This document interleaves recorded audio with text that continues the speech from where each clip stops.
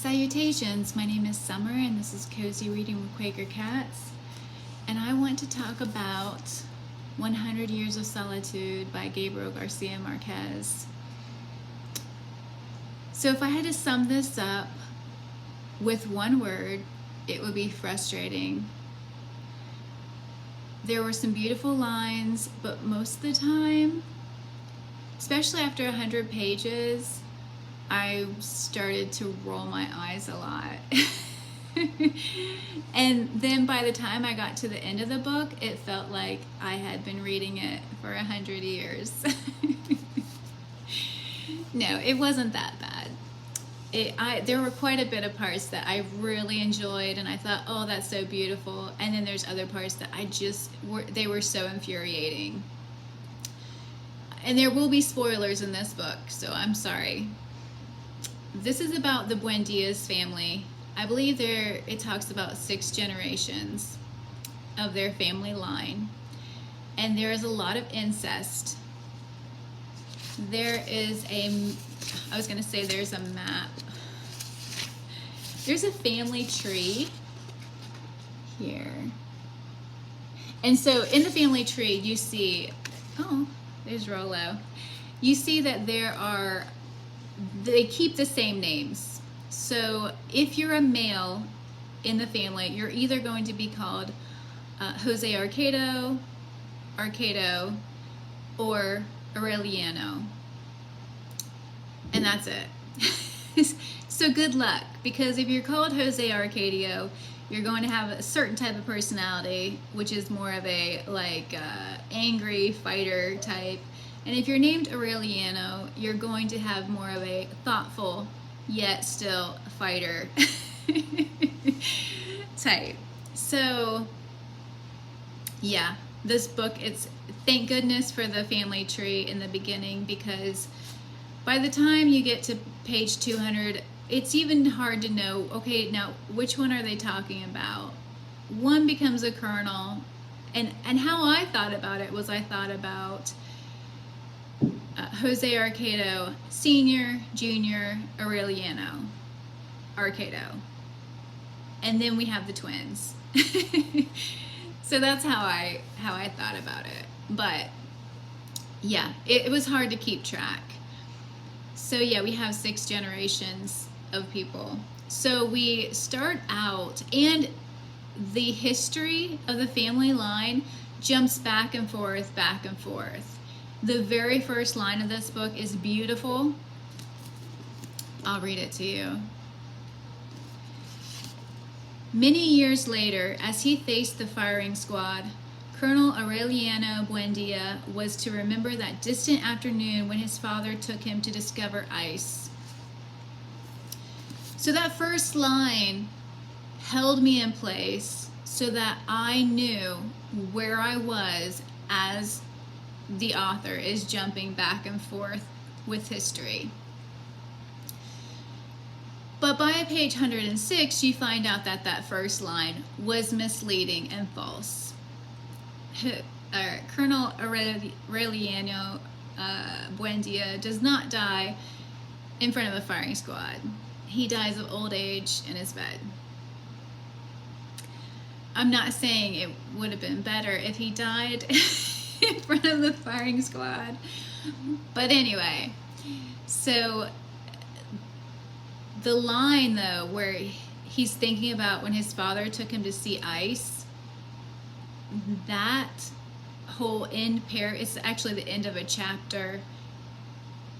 It brings out this sense of wonder that I still have today. You know, when I'm out in nature, I still am in awe of how amazing this world is. And so the story of when his father took him to go see the ice, and they had never seen ice before. And it reminded me of when I was a little kid and we lived in Texas and we came up to visit my grandparents for Christmas and to see snow for the first time. You know, that it's cold and it's white and beautiful, and yeah, that sense of awe. So, okay, we start out with Ursula and Jose Arcado Sr. And we find out that they're cousins, and Ursula is really nervous about marrying him because they have a relative who was born with a pig's tail. Later on, he tried to get it removed, and he died because he bled to death by removing it. So that's something she's really nervous about. But she goes ahead and she marries Jose for some reason. But for months she wears a chastity belt because she's afraid that she's going to have a child with a pig's tail, or a child that's just going to be, something's going to be wrong with it because of their cousins. And Jose doesn't care, which I feel like that's more of a man's thing, not to care. He's like, oh, I don't care if we have piglets as long as they can talk. Or if we have iguanas, we have iguanas.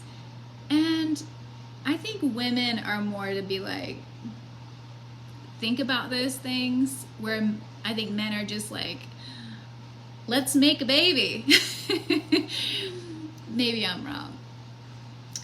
So she wears a chastity belt for months. That's how headstrong and how important this is to her. Well, Jose is so frustrated about this, and he goes these cockfights and stuff. Anyway, his rooster won, and someone made a snide comment about something like he couldn't take care of his wife. So he goes and he kills the man for saying that. And he goes home and he tells Ursula, he said, if we have iguanas, we have iguanas, but no one else is going to die because of you. Like it's her fault that he killed somebody. So she stops wearing the chastity belt, and they start becoming haunted by the man that he's killed. So in order for them to have peace, in order for the spirit to have peace, they leave. And she's pregnant with Jose Arcado, and I believe she gives birth to him in the mountains. And they finally find Macondo, and they build this amazing village that's like Eden. You know, there's a chestnut tree in the center. He has a beautiful home. Everybody else builds their home to be like his. Everybody has food. Everybody has access to water and shade when they need it. I believe it's in Colombia. So, yeah, it's like an Eden. And they're very hardworking, you know. And she has her second son, Aureliano. Well, Jose wants to move. He wants to leave. And she says, no, our son has been born here. And he says, well, but nobody has died here. And she's so headstrong. She says, if I have to die for you to stay, then I will die. And he's really taken aback by how strong-willed she is. And I'm thinking, buddy, why are you so surprised? She wore a chastity belt for months going to bed with you. Don't you know by now how headstrong she is? Anyway, their first son, Jose Arcadio, he's normal in that sense. Their second son, Aureliano, is different. He doesn't have a pig's tail, but he can move things, and he can see things. He can foresee. So at first I thought he could just foresee things, because that's how it is said. So Ursula is setting a boiling pan of water in the center of the table, and she sets it down, and he says, he's like 3 years old, and he says, it's going to spill. And after she's set it down, it's sitting there in the middle of the table, and then it goes and spills. I'm like, well, that's not foreseeing. That's moving. That's like making something happen. So we have all that. And throughout the book, he foresees things. This magical realism, I forgot, I have to say that. That's all throughout the book. When it comes to the male characters, I don't like hardly any of them. I liked Melquiades. That might be right. He was Jose Arcado's best friend, and he was a gypsy. But you don't really know much about him. It's just he would say these beautiful lines, like death was clawing at the his pant legs, and we come from the water, and there was a lot of beautiful things that he said. So of course he goes and kills him off really quick, brings him back, kills him off again, but he leaves his work. And that's one thing I found surprising, that his work stays, the scrolls stay, like through all, there's so much that happens. Everything is good, and then, the world starts to change. The railroad comes in, businesses come in, a guy who's kind of like a mayor or governor, he comes in and he tries to take over, and Jose Arcado's like, who are you? And he's like, well, I have this piece of paper that the guy signed and made up himself. He's like, I have this piece of paper that says I am whatever. And this guy's like, Jose's like, we don't go by what people write down on a piece of paper. And he wants to make all the houses blue, and Jose Arcado's like, no, my house is going to be white. Then they have this whole voting system, and it's corrupt. They have a revolution, and then you just have people killing each other throughout the whole, a whole mid part of the book is just killing for no reason. Just killing to kill, killing for power, fighting to fight. And I think by the time they've done it for so long, that then they have post-traumatic stress syndrome, and it's just a reaction. Like, this is just something, they don't know how to react any differently. And so you have all of that. The female characters, Ursula is a wonderful character. She's very strong. She takes care of everybody. She says it how it is, and that's how it's going to be.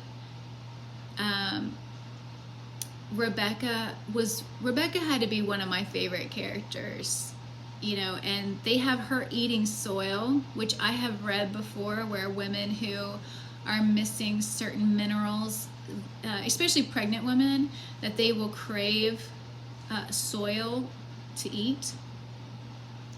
But I think for her it was more of a emotional thing. So then you have Amaranta, who is horrible most of the time. She's horrible until she gets older, and then she's not so bad. There's actually a time when I laughed out loud about her. There is another time at the end of her life, that the end of Amaranta's life is my absolute favorite thing in the whole book. So Amaranta was always trying to ruin Rebecca's life. Someone fell in love with Rebecca that Rebecca loved also, and Amaranta just did not want her happy. Her whole life she didn't want her happy. And I know there's a very thin line between love and hate, so I had to keep that in mind when it came to Amaranta and how she behaved with Rebecca. But at the end of Amaranta's life, 48 hours before she died, she told her family, and she told the whole town, because she felt like, to make up for all the meanness that she has done in the world, that she asked people for their letters to loved ones, because she was going to carry all the letters to the loved ones who have passed. She was going to take the letters with her into death and give to the loved ones. So I thought that was absolutely beautiful. You have Remedios, who is a child bride. Aureliano falls in love with her when she is 9 years old, which was,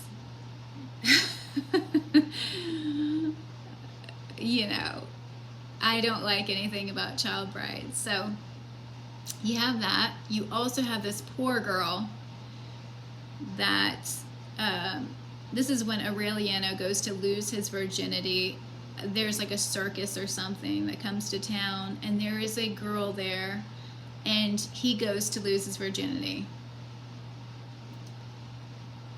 She had so many men in there before. I think it was like 60 some men before him, that she had to wring out the sheets. It just, you could just, I don't know, as a woman, it's like you could just smell it and feel it. And yeah, so this poor girl had accidentally left a candle lit and burnt down her and her grandmother's home. And to make up for it, she is going to have to spend like the next 10 years serving 70 men a night. I mean, I don't even know why that had to be in the book. Like, why? Oh, it was just so sad. Plus, there's brothels. So another, I don't know if it was another Aureliano or another Jose Arcado, because I can't keep track. I think it was another Aureliano. I think it was the twin. He goes to a brothel, and it's called The Girls Who Go to Bed Because They're Hungry. And that infuriates me also, because it's like, why can't people just be nice and feed these girls? Why do they have to, make them... Anyway, yeah, that was very upsetting to me too. Plus, there's 2 aunts in the family that the nephews are obsessed with, 2 different times. I believe it was Amaranta and her nephew. I'm not even sure if she knew that it was her nephew. Not that it matters. And then at the end too, I forget her name. Anyway, her nephew at the very end. And that is a complete rape scene. He goes after her, she says no, she fights him off, and then it becomes consensual. I'm like, okay. And her husband's in the next room. Not right. Not right. So, anyway, yeah, there was a lot of things that were really frustrating as a woman. So I would love to know another woman's point of view, because I've only really heard guys talk about it. And women and men really do. We think differently about things. I can't help it. Not saying that we don't think the same, or, people are different. Some people will think the same. But I feel like as a woman, things affect me in a more emotional way than it affects the guys. But maybe I'm wrong. Okay, I think I thought the men were so stupid most of the time. I want to say Jose Aureliano or Arcado. Now I'm just saying both of their names at the same time. I think it was it was Aureliano. He met this woman called the Elephant. She was a very large woman who could eat a lot, and he wanted to eat more than her. And it got to the point where she knew she could out-eat him, And she even told him, hey, listen, we'll just call it a tie. We'll just stop right now. We'll call it a tie. And he's like, no. Continues to eat until he's unconscious. And then let's talk about Remedios the beauty. She's so beautiful that men die around her all the time. Accidents, commit suicide, whatever. And they go on about how beautiful she is, and how she's not mentally challenged. Yet, past puberty, she still needed to be bathed and fed, and they had to keep an eye on her, or she would write on the walls with her own feces. Yet they go on about how beautiful she is, and that she's not mentally disabled, though it made a big long list, like she was, of things that she couldn't do. So she was mentally challenged. So anyway, yeah.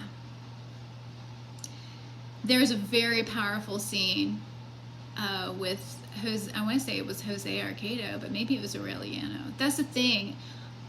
Trying to remember who was who is so difficult, but I do know it was one of the twins. He went to this, there was like a rebellion, and he actually went in the center of town to this huge crowd that were, they were fighting and everything. And all of a sudden, they say you have 48 seconds or we're going to start shooting. And people just stand there. And I'm thinking, with all the killing, with all the fighting, with everything that has happened in history, why are you just standing there? They have machine guns. Like, they are going to wipe all you out. They don't care about you. That's the thing. I mean, corporations, they're all about money and the bottom line. They do not care. And if if companies can get away with things, they'll get away with them. So yeah, all these people got killed, and then their bodies were thrown onto a train. And I believe it was Jose Arcadio. I believe it was him. He woke up on a train full of dead people. And that haunted him for the rest of his life. And it's like, yes, that would haunt anyone for the rest of their lives. Anyway, he went into this room, and I don't know if it was like hers. I think they said it was Melchiades' room. It's where they kept all his stuff. And he went in there, and there are some amazing scenes. Like, they're searching for him, and the police come in and they look right through him. They can't see him. And so there's so many scenes in this book that are awesome. It's just like powerful, touching, moving. And then there's so much that I just didn't like. So I'm really in the middle of whether I like this book or not. I feel like the story kind of went full circle, but when it ended, it was the end of the story completely.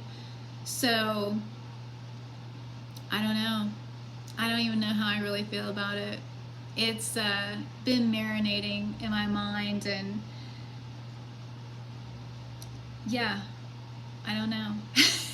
I gave it 3 stars, which I realized I gave 3 stars to Love in the Time of Cholera also. So I guess I haven't read that in so long, though. I don't know how I would feel if I read it now.